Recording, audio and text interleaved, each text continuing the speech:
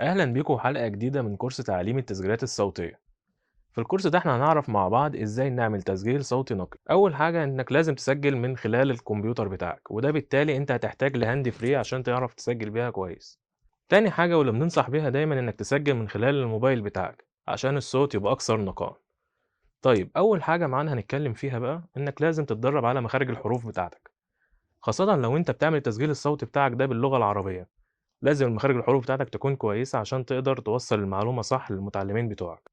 مهم جدًا إنك تحافظ على المسافة بينك وبين الميكروفون اللي أنت بتسجّل بيه، عشان ما تتعبش وأنت بتعمل المونتاج بتاعك على التسجيل الصوتي بتاعك.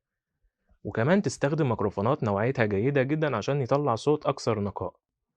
كمان المكان لازم تختاره يكون مناسب من حيث الأصوات اللي حواليك، ما يبقاش فيه أصوات خالص، عشان أنت صوتك يبقى واضح ويبقى نقي. وعشان تطلّع تسجيل صوتي محترف، مهم جدًا إنك ما تاخدش أول تسجيل بتسجّله.